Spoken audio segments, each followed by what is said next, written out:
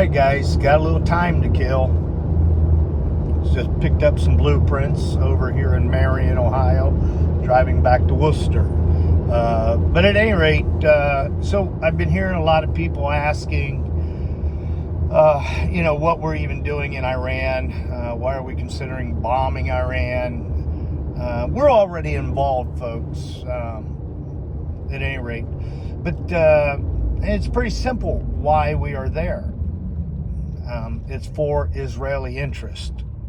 And so that alone isn't justification for a war and our involvement in a war. Contrary to what anybody wants to say or believe, there's no justification for it. And so, there's this little project in Israel. It's called the Greater Israel Project, in which Israel has some pretty ambitious goals, and basically they want control of the Middle East. And they're very empirical in nature.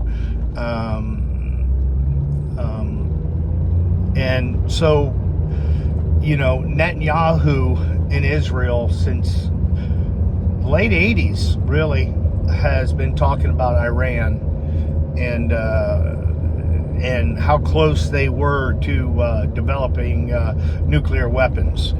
And he has repeated this mantra dozens and dozens and dozens and dozens of times, all the way up to 2025. So, you're talking, even say it was 1990, but I think he first started talking about it in 1986 or maybe even 82, the first mention of it. But so you fast forward, 40 years and they're still weeks away. They're still months away from developing nuclear weapons. So after all these years, what is the urgency now?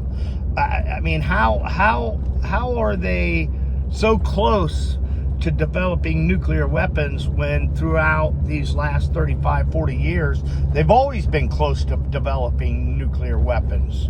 So what is really going on here, folks? Why or how do they know that they are this close? And how did they know in the past they were this close? I suspect they're not any closer now than they were 35 years ago, right? But then, you have Trump's own intelligence director, Gabbard, Tulsi Gabbard maybe, or just anyhow, she's come out and very clearly stated that there is no evidence to suggest that they are pursuing or are developing nuclear weapons. Now, this is right out of Trump's own cabinet. And of course, he's expressed some frustration with her, after her findings. Then you got Scott Riddler from a former UN weapons inspector, who voted for Trump, by the way, also saying the same things. In fact, the entire world is saying the same things, with the exception of those who align themselves with Israel. So bottom line is, we do not have any interest of going to war with Iran, other than the interest of Israel and Netanyahu and his little crime syndicate. Oh, speaking of crime, I mean, Netanyahu and his wife both they could very easily be on their way to prison for a lot of the corruption that they're involved with in Israel and abroad. But that's a whole nother story. So Netanyahu needs to accelerate this war. Also, to get the justice system off his back. because he will end up in prison. So I have a real problem with people just blindly supporting Israel because they believe in the back of their mind somehow it's biblical and that these are God's chosen people. Now, nothing could be farther from the truth. You could go to scripture in Genesis 12:3 even. God was speaking to Abraham, who Abraham wasn't Hebrew, he was Arab, actually. I believe he was from the Ur of Chaldees. So he was an Arab, but in Genesis 12:3, God was speaking to Abraham, and he said, I will bless those that bless you, and I will curse those that will curse you. So God was speaking to the individual Abraham. It wasn't speaking to Israel. Israel didn't even exist, folks. It was Canaan at the time. Canaan, what's that mean? Merchant banker, but that's a whole nother subject. So God in Genesis 12:3 wasn't even speaking to Abraham. But then the church, and then the rhetoric, and then the mantra you always hear is that God said, I will bless those that bless Israel, and I will curse those that curse Israel. That's not what the Bible says. Now, you go to Numbers, the book of Numbers, I think it's 25:9 maybe. But anyhow, it could be 24:9, 25:9. But then God is speaking to Jacob. And he said that I will bless those that bless you, and I will curse those that curse you. And now Jacob's name was changed to Israel. So now we're getting a little closer to the word Israel actually being used, but it's not in the context of the nation. It's in the context of Jacob, who later had his name changed to Israel. Once again, God was speaking to an individual, Jacob. So we are nowhere required to support the nation of Israel. So let's just get that straight now. And in fact, there's many other passages in the Bible that would suggest this as well. So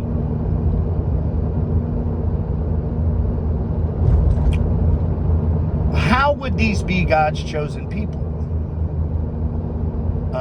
Are they of the Hebrew lineage?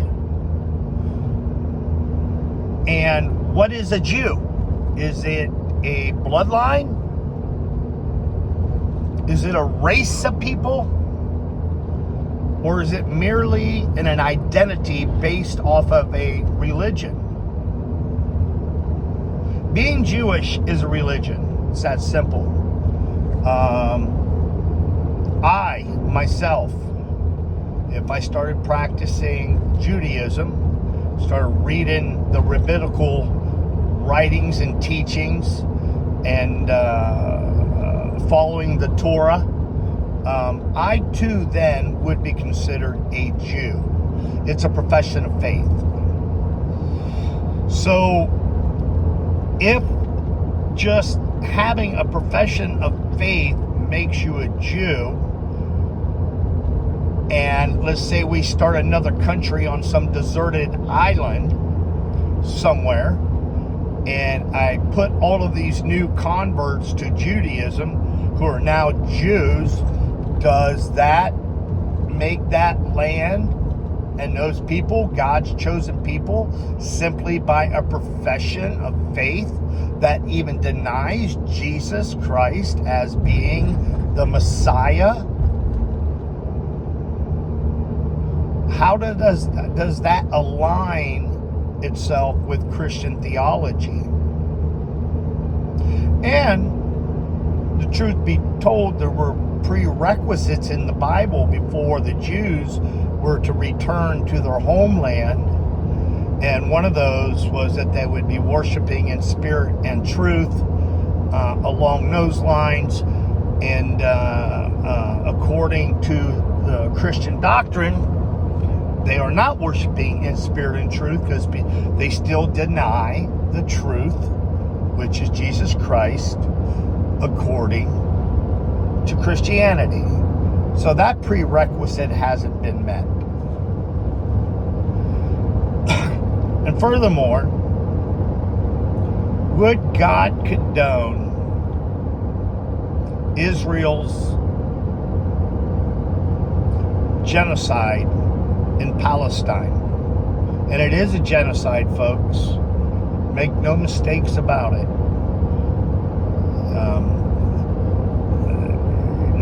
Probably close to 70,000 confirmed dead, of which close to 70% are women and children.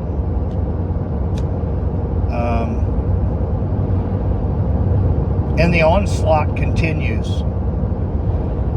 I'm not sure that God would condone that. Now, you guys say, oh, they're terrorists. Palestinian people are terrorists.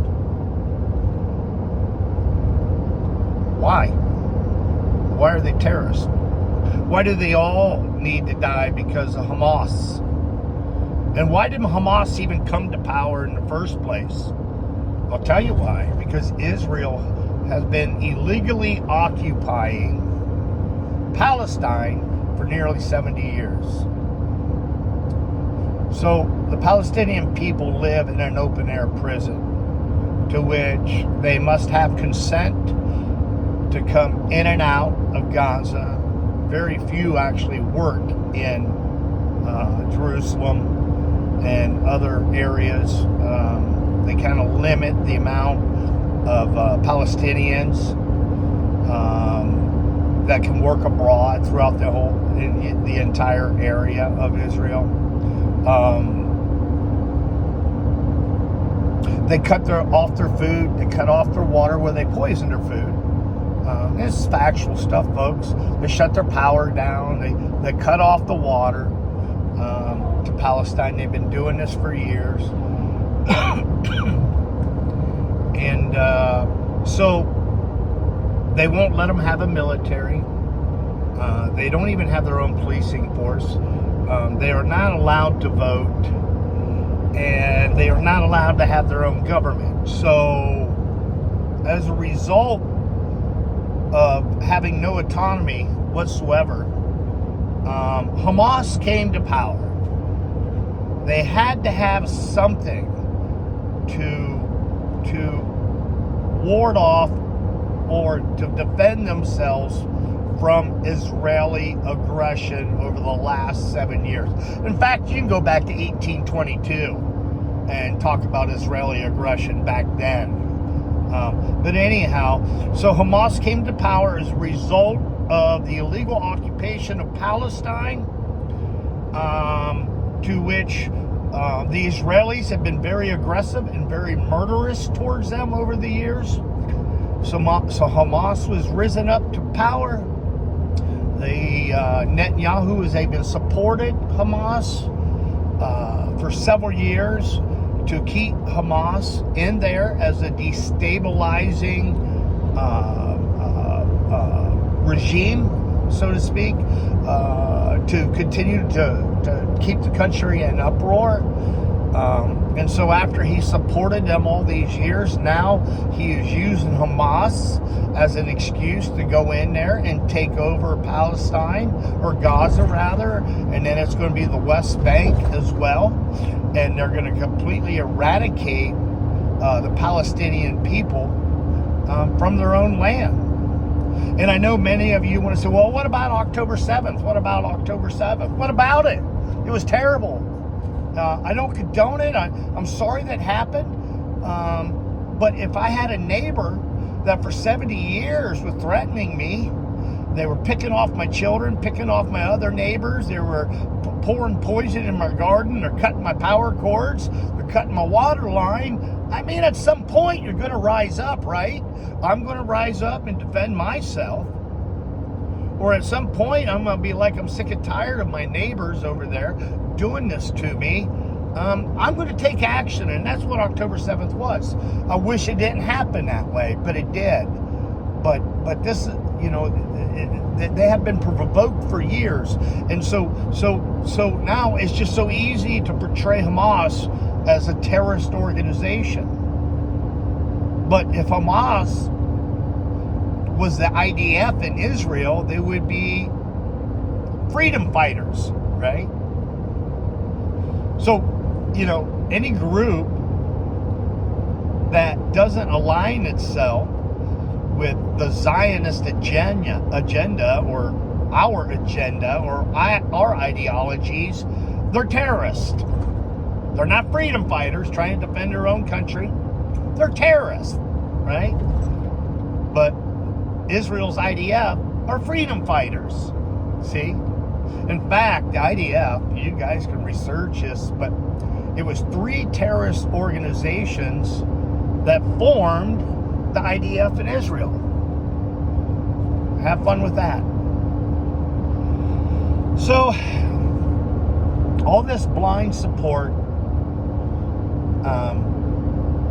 for bombing Iran and giving Israel free pass to do whatever they want. They attacked 5 countries since October 7th with over 17,000 strikes. These are God's chosen people just out there killing everybody? For what? For what? Well, they're trying to kill us. They're to destroy our right to live, to have a nation. How can a religion have a nation? It's not a race of people, folks. It's not an ethnicity. It's a religion. So why does a religion get their own country? I mean, I guess you can say the Vatican and has their own little settlement. Well, they don't own the country. Well, maybe they do, but not according to the law. They don't. So all this blind support for Trump's actions in Iran and for Israel's actions is baseless.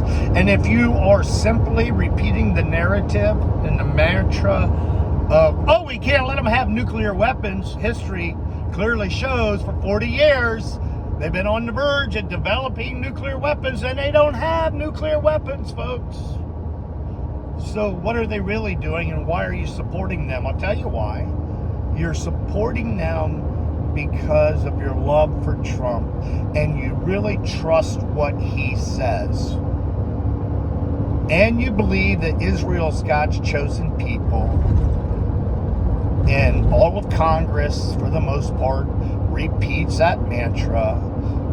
So without doing any real research or delving into history of the conflicts and so forth, you just blindly say, I support Israel. I support Trump. It's dangerous, folks. It's very dangerous. And I'll be honest, and it's from my own experience, but, I don't think Trump supporters, by and large, really care about the facts. I don't really think they care about historical accuracy. They care more about their feelings and their bias. And their feelings and their bias override their critical thinking. And many of them, they just take these little memes and these little narratives that are constantly being puked out by the propaganda machine every single day, and then that's what they run with. And they do no research for themselves, and it's very intellectually lazy and dangerous. So I don't even know why I'm doing videos. It's like preaching to the choir. The only likes I will get is from those that already agree. And that's not what I'm after. I really want people to wake up to the truth of what we're doing and what we're getting involved in. And this could be potentially very, very harmful for Americans. And it is not the best interest of Americans with our involvement in this war. You know, don't forget, you have China and you have Russia who are allied with Iran, and I don't think at the end of the day, guys, when this is all said and done, I don't think that you're going to be very impressed with Trump. And if you still are, in another 6 months, then there's no hope for you. There's no hope for you. President Trump is destroying this country on many fronts. And you guys want to talk about immigrants and the illegals and, you know, Juneteenth and all these silly things, renaming the Gulf of Mexico, and, you know, all symbolism over substance. And at the end of the day, American people have not benefited. Prices are going up. The empire's crumbling. MAGA is splitting down the middle. Elon Musk, who everybody loved and praised, is now an arch enemy. And the show goes on, folks.